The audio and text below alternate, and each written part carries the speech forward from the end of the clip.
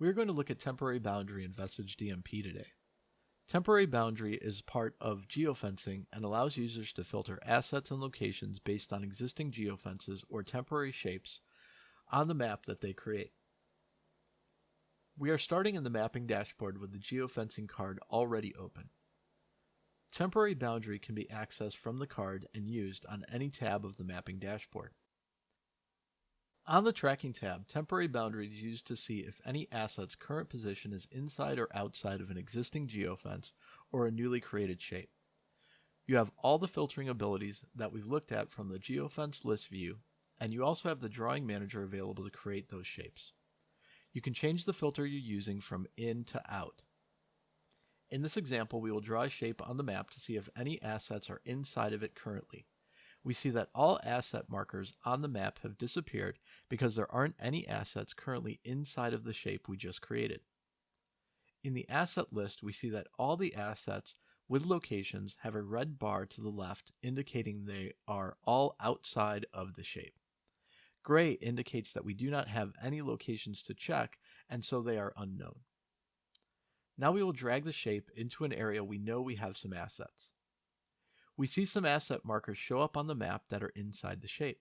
The asset list on the left now shows some assets with a green bar at the top, assets with a red bar below, and the gray at the bottom.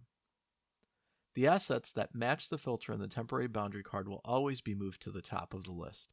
If we switch the filter to out, now the assets outside the shape show up on the map and those assets get moved to the top of the asset list. On the Events tab, we have 4 events in the last 24 hours, and we can use the existing geofences in temporary boundary to see if any of the events occurred inside of one of the geofences. I've selected all the geofences, and now we see those geofences show up on the map, and only the markers for events inside those geofences show on the map. The asset list on the left now has green bars next to those events and a red bar next to the events that occurred outside of any of the selected geofences.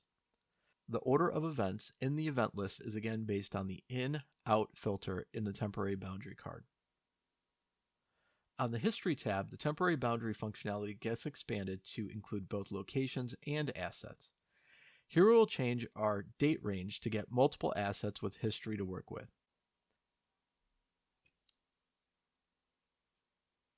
I will check the checkbox next to one of the assets to show all of its locations on the map.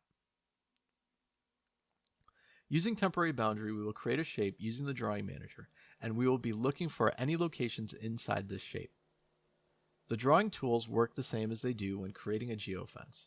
You can create multiple shapes as needed to achieve your intended scenario. Once the shape is created, we are now only seeing the locations that occurred inside of that shape. As we drag the shape around, the map updates automatically. Not only does the map update, but the list of locations on the left for that asset updates as well. So the locations being displayed on the map always matches the locations being displayed in the list. All of the standard functionality available on the History tab still works when using temporary boundary.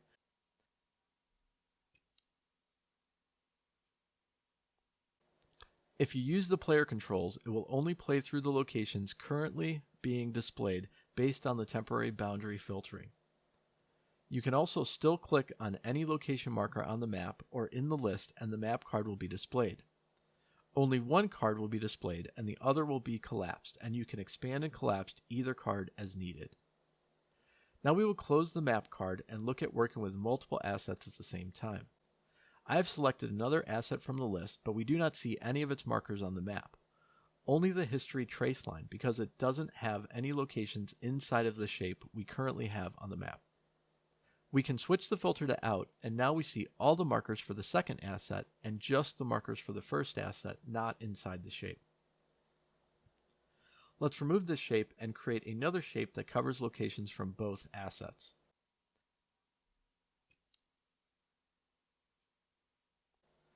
Once we have the circle created, I am switching the filtering back to inside the shape.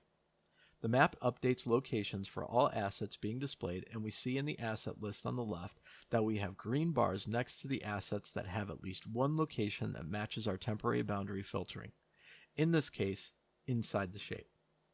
The last three assets do not have any locations showing on the map, so they are unknown currently. That's why we see the gray bar next to them. Now we can click on a third asset to show its locations on the map. It automatically gets a red bar next to it and moves up under the assets with the green bar next to them because this third asset does not have any locations that match the temporary boundary filtering of locations inside of the shape. We also don't see any markers on the map for that third asset. We only see a small trace line displayed on the map. Now if we move the shape around, we can see the map and the asset list update dynamically. Only the assets that have markers shown on the map get the green bar next to the asset in the list, and the other assets show no markers and have red bars next to them. Temporary boundary in DMP is a dynamic visual analytics tool that can be used to easily and quickly gain a deeper understanding of the data being presented.